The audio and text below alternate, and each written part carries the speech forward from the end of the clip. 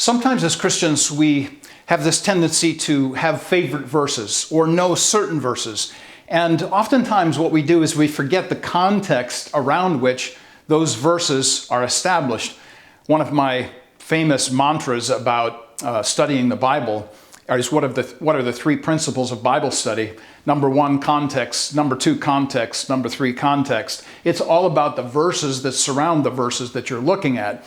Well, some of the most famous verses that we know in the Bible are from Ephesians 2, 8 and 9. And I wanted to read these to us and then read the contextual statement immediately following it. So within the context in chapter 2, verses 1 to 4, we find out how bad we are. That is, that we have been corrupted by sin.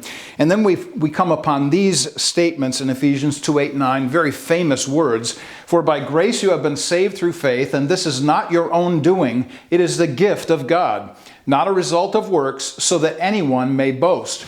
Remember, from last time we talked about the only way that goodness can be established is if there is a good God. But now look at verse 10.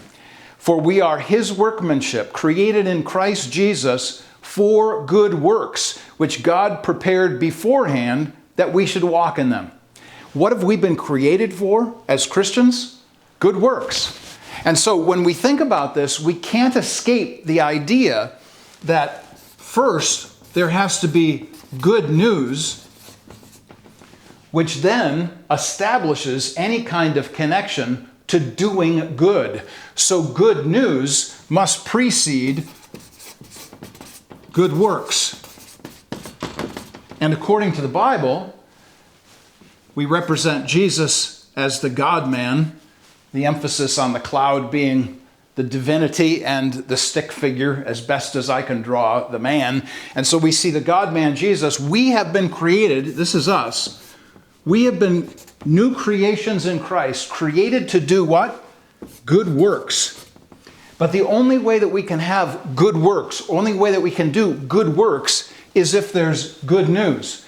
Once you eliminate good news, all you have is good works. And then the question becomes, well, who's to say what's good and what's good enough? And then you begin to ask yourself the question, well, do I need to work my way to heaven? And of course, that's what Ephesians 2, 8 and 9 is all about. None of that is our doing. It's all a gift of God. So when we think about the good news producing good works, we go back to the standard of the good God who also establishes the standard or the origin or the basis for good works. Always remember Ephesians 2, 8, and 9, the context of that, verse 10, we are created in Christ Jesus as his workmanship. Literally, by the way, in Greek it means we are his poem. It is poema. We are his poem. God, through Christ, is creating us in his image to do good works. Without good news, there cannot be any good works. What makes us different as Christians? What do we want to be known for? We want to be known for doing good. Where does goodness come from? From the good news of Jesus.